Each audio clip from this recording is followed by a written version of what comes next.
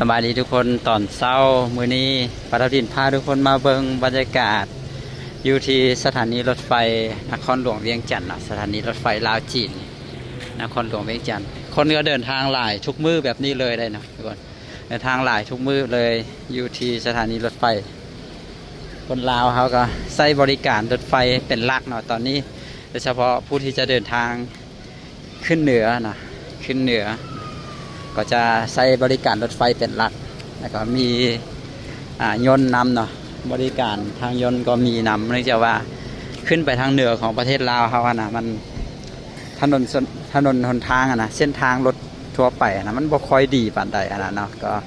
เดินทางลำบากด้วยที่จะเป็นภูเป็นเขาเป็นผาได้เนาะก็เฮ็ดให้เส้นทางคดเคี้ยวหลายคนก็ขี่รถไปมักเมารถเนาะอยากจะขี่รถไฟก็จะสะดวกสบายบ่เมารถทั้งสิ้นนะก็คนก็จะมาใช้บริการกันหลายในแต่ละมื้อหันคนร้ายนะตอนเช้าก็จะมีเที่ยวที่ออกจากนครหลวงเวียงจันทร์เฮาไปหลายเที่ยวเลยนะตอนเช้านะช่วงบ่ายๆแรงๆไปก็จะเริ่มมีขากลับลงมาบัดนั้นนะก็จะบรรยากาศอยู่ที่ด้านหน้าสถานีก็มีรถมาส่งพ่อแม่พี่น้องมาไกลหลายนะตอนเช้าก็จะมีขาออกอย่างเดียวนะตอนเช้ายังบ่ทันมีขาเข้าที่ว่าขากลับมาแต่เหนือเถอะก็จะมีขาออกอย่างเดียวตอนเช้าก็จะมีแต่ผู้คนกำลังเดินทางมาสถานีกันแบบนี้มาอัปเดตสถานีให้เบิ่งกันส่วนการซื้อปี้การจองปี้ก็ตอนนี้เพิ่นมีการปรับเปลี่ยนใหม่แล้วเนาะทุกคนก็สามารถจองปี้ล่วงหน้าได้7มื้อนะก็คือ1อาทิตย์นะซึ่งแต่ก่อนท่านสามารถจองปี้ไว้ล่วงหน้าได้แต่เพียง3มื้อนะแต่ตอนนี้ก็สามารถจองปี้ล่วงหน้าได้7มื้อแล้วนะนี่ทุกคนด้านหน้าเดินเขาจะก็มีประดับไฟงามเลยนี่อันนั้นน่าจะเป็นโครงการที่เขาเจ้ามาปวดตาฟรีวะเห็นเขาเจ้าประกาศอย่างนั้นผู้ใดจะพาตัดตาอย่างลองเบิ่งว่ามือมาทีเท่าใดวะ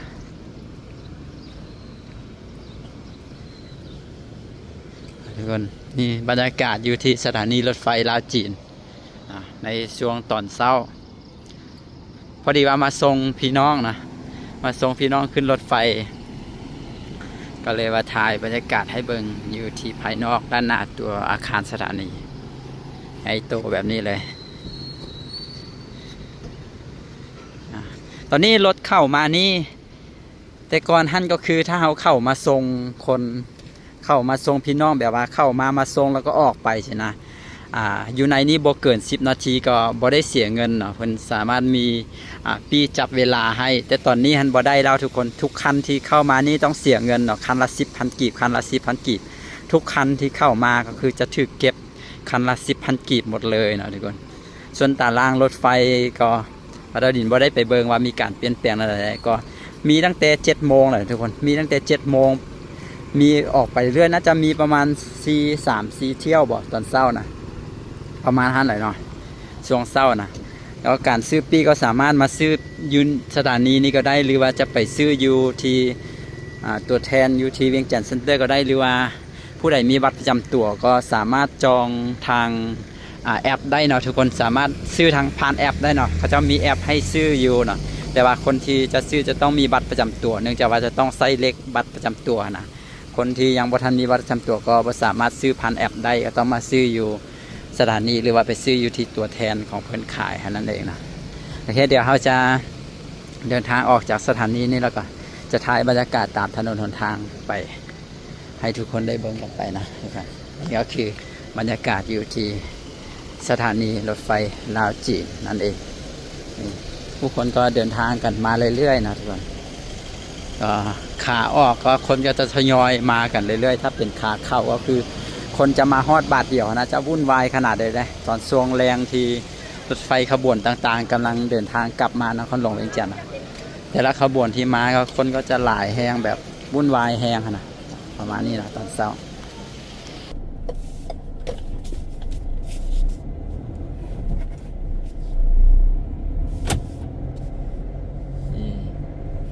ฝนก็ตกเรื่อยๆนะช่วงนี้นครหลวงเวียงจันทร์นี่ก็คือตกทุกมื้อเลย ช่วงนี้ปีนี้ฝนน่าจะหลายนะตั้งแต่ก่อนที่บ่เข้าสู่ฤดูฝนแล้วฝนก็หลาย ก็ปีนี้อาจจะต้องได้ระวังกันเรื่องน้ำท่วมพอสมควรเนาะซึ่งช่วงที่เขาถ่ายวิดีโออยู่นี่เนาะก็มีน้ำท่วมอยู่ที่เมืองแมสเนาะแขวงเวียงจันทร์เช่นเดียวกันได้ท่วมหนักเลยนะก็ปีนี้ต้องได้ระมัดระวังกันผู้ใดอยู่จุดที่เสี่ยงน้ำท่วมนะจะต้องได้ระมัดระวังอีหลีเพราะว่าปีนี้ฮั่นหาก็เริ่มต้นฤดูฝนก็น้ำก็ท่วมแล้วเนาะทางใต้ทางอาตาปือก็น้ำก็ท่วมมาหลายจุดหลายบอนเมืองคงเสโดนแข่งสวรรค์แข่งสารวันก็ท่วมเมื่อบางก่อนนี่เนาะตอนนี้ก็คือท่วมอยู่ที่เมืองแมสปีนี้ฝนหลายแน่นอนแล้วก็จุดที่เสี่ยงน้ำท่วมก็ขอให้ระมัดระวังกันนะทุกคนถ้าหลีกเลี่ยงได้ขนาดก็ได้คิดว่าหลีกเลี่ยงก็น่าจะดีที่สุด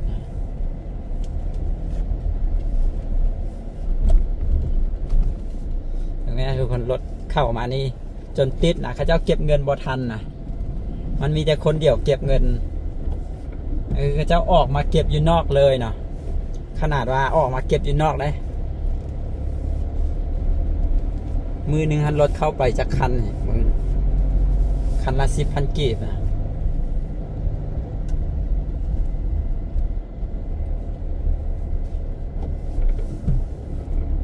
ผู้ใดจะไปขึ้นรถไฟก็ของอยู่ของกินเนาะโดยเฉพาะข้าวต้มขนมนะเวลาเขาไปขี่รถไฟแล้วก็อยากกินท่านกินนี่สินะก็ซื้อไปนะก็ได้เนาะซื้อข้างนอกไปซื้อเอาข้างนอกไปนำก็ได้นะเพราะว่าท่านไปซื้ออยู่ในรถไฟแล้วแพงนะมันก็มีขายได้แต่ว่ามันแพงหลายนะ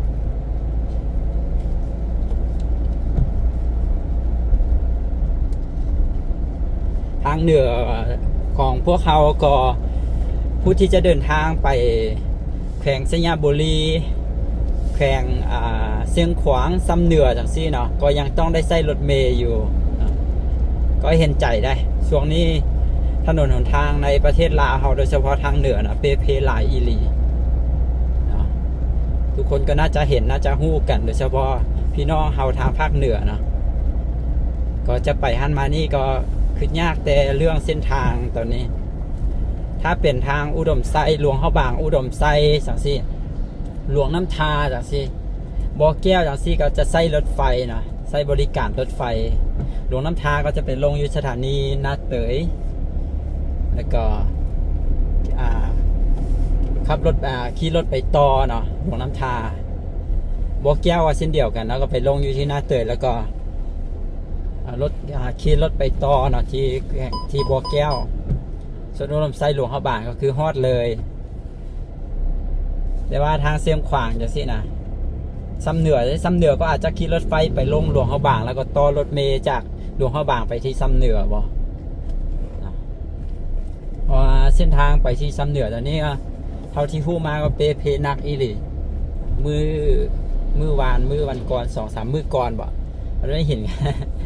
คนที่เรามีรถจกนะเราเอารถจกมาเฮ็ดทางมาแปลงคุมแปลงอย่างนะแล้วก็ผู้ที่เดินทางไปมาเขาจะก็เก็บเงินกันคนละ10คนละ20คนละ50ให้ออกใส่น้ำมันซอยลาวนะแล้วถึงขั้นนี้เลย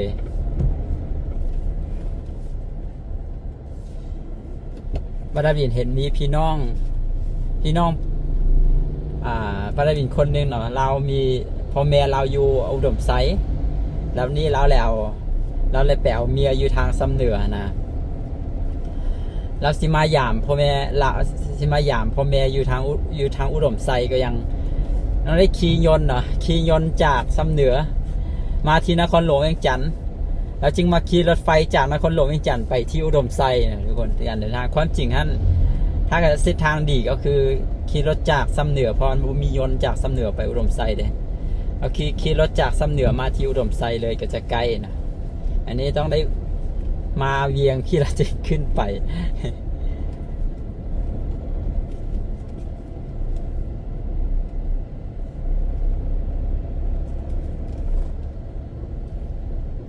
ถ้าเป็นทาง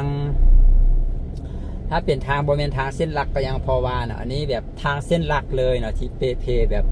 บางทีก็สัญจรบ่ได้สิ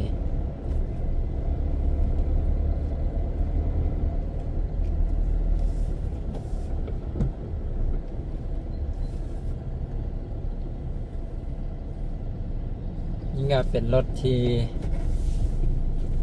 ไปส่งผู้โดยสารไปส่งพ่อแม่พี่น้องที่สถานีรถไฟออกมาสลายเลยของมื้อนี้มื้อวันเสาร์แล้วนี่มื้อถ่ายวิดีโอนี่ฝนก็ตกตลอดหมดมื้อเลยน่าจะพายุเข้านำบ่ช่วงนี้มื้อวันก่อนบ่ตกแบบมื้อวันก่อนมื้อวานน่ะมื้อวันก่อนเนาะช่วงแรงน่ะตกแท้ตกว่าตกแบบตกบักนักบักแห้งน่ะแล้วตกดนเป็นชั่วโมง2 ชั่วโมงเลยว่าระบบระบายน้ำที่นครหลวงเวียงจันทร์ก็บ่แน่ใจว่ามีปัญหาบ่หรือจังใดได้ถ้าเกิดว่าฝนตกก็คือน้ำท่วมทางนะตอนนี้ปัญหาหลักๆที่นครหลวงเวียงจันทร์เลยตอนนี้ก็คือน้ำฝนท่วมเวลาฝนตกสิน้ำก็จะท่วม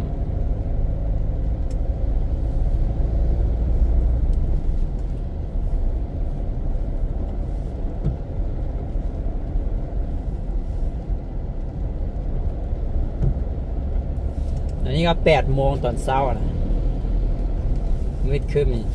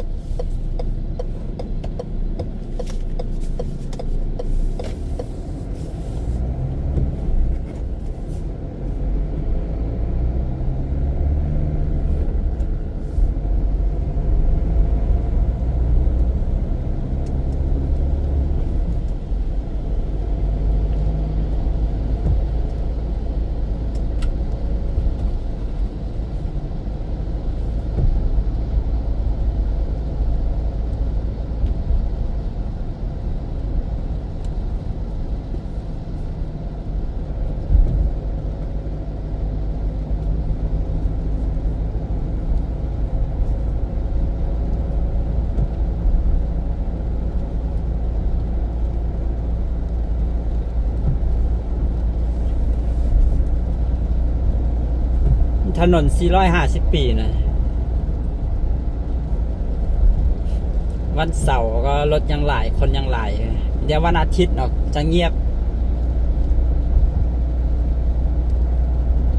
วันเสาร์ก็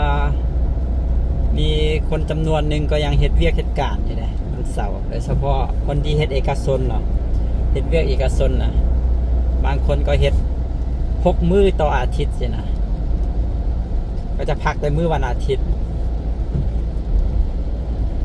อยู่ที่ประเทศลาวเขานี่เป็นห้านอาหารห้านค่าต่างๆอย่างนี้นะก็จะปิดมื้อวันอาทิตย์นะเมื่อวันอาทิตย์ก็จะไปหากินข้าวกินน้ำยากหาซื้อของซื้อเครื่องยากนะห้านที่ขายเครื่องวัสดุก่อสร้างอย่างต่างๆนั่นสิวันอาทิตย์ก็จะปิดแต่บางทีตอนเช้าของวันอาทิตย์ยังเปิดอยู่เลยมันก็จะปิดตอนสวยนะประมาณนั้น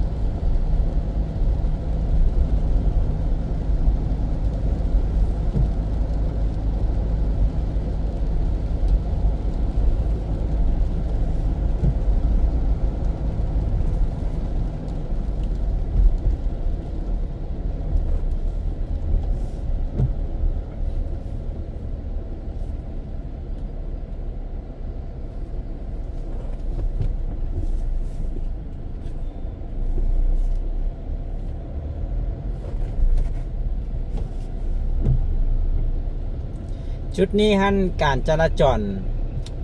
ค่อนข้างจะสับสนหน่อยหนึ่งเนาะเนื่องจากมันมีแยกเห็นปะมันมีแยกที่มาจากทางนี้นะเห็นปะนี่มันมีแยกน้อยหนึ่งมาจ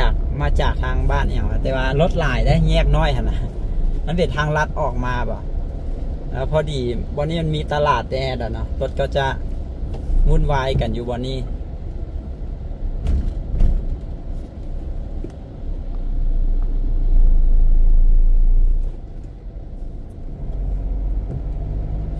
สถานีขนส่งคิวรถสายใต้นะคิวรถสายใต้ก็คือยังคึกคืนปกตินะยังคึกคืนปกติแล้วก็เป็นคิวรถที่มีขนาดใหญ่มีผู้โดยสารเป็นจำนวนหลายรวมไปถึงผู้โดยสารรถระหว่างประเทศเนาะลาวเวียดนามสินะเวียดนามมาลาวสินะมานครหลวงเวียงจันทร์สินะมันมีจำนวนรถหลายคันเลยนะเนื่องจากว่าทางใต้เขายังประทันมีรถไฟเนาะก็ลักๆเลยพี่น้องเขาก็จะใช้บริการรถเมล์นี่รถทัวร์นี่เอามีส่วนหนึ่งก็ใช้บริการทางยนต์ทางเหนือเขาลักๆก็จะเป็นรถไฟในตอนนี้คือว่าอะไร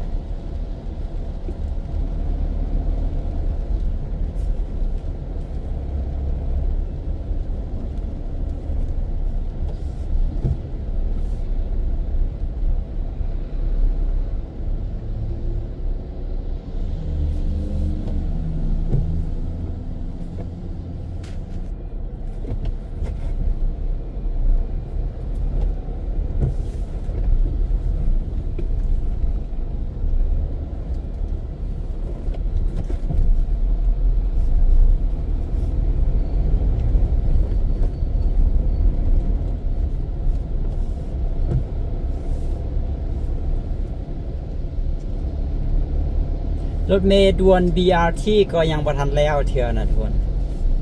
ตามข่าวเมื่อต้นปีบอกว่ากลางเดือนเสียให้แล้วกลางปีเสียให้แล้วตอนนี้ก็กลางปีแล้วนะแต่ยังประทันแล้ว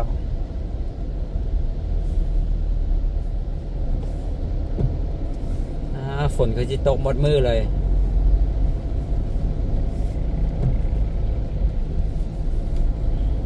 ปล่อยๆแบบนี้นะ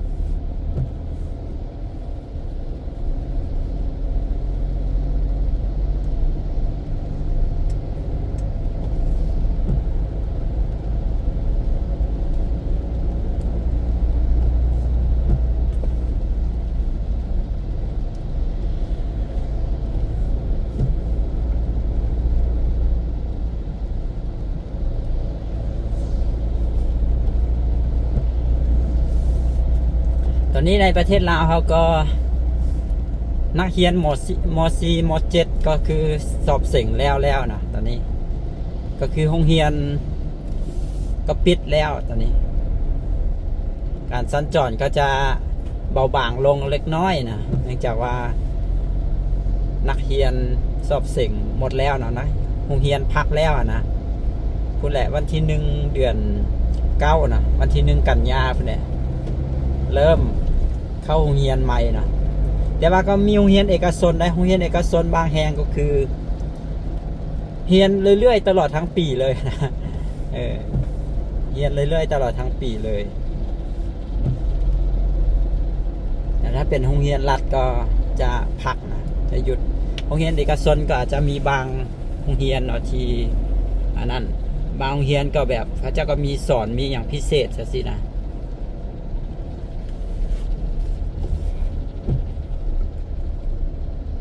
ก็โอเคนะทุกคนวิดีโอนี้ยาวแล้วเดี๋ยวประดินจบไปแต่เพียงเท่านี้แล้วขอขอบใจทุกคนที่เข้ามาเบิ่งนะวันนี้วันเสาร์อาทิตย์นี้ทางเข้าไปมอสอฝนบ่เปิดนะรถที่จะซื้อไปเขาเจ้าก็เลยว่าซื้อไปได้นะบ่แม่นประดินดวงไฟแดงเลยซื้อไปได้นะจบวิดีโอนี้ไว้แต่เพียงเท่านี้ได้ขอขอบใจทุกคนที่เข้ามาเบิ่งเนาะวิดีโอนี้ก็บ่ได้มีอย่างหลายนะไปส่งพี่น้องอยู่สถานีรถไฟลาวจีนนครหลวงอีจันทร์ก็เลยถ่ายให้บรรดาท่านได้เบิ่งกันแล้วก็อัปเดตให้เบิ่งเนาะก็ตอนนี้ก็สามารถจองปีรถไฟล่วงหน้าได้แล้ว1 อาทิตย์เนาะถ้าผู้ใดแบบมีวางแผนอีหยังจังซี่นะวางแผนไว้แต่ดนน่ะสินะย่านแต่รถไฟฮอตมือจะไปมาแล้วรถไฟจะเต็มนะซันซี่ก็สามารถจองปีล่วงหน้าไว้ได้แล้วนะทุกคน7 มื้อหรือวัน1 อาทิตย์นั่นเองนะก็ประมาณนี้ก็จบไปแต่เพียงเท่านี้เด้อสบายดี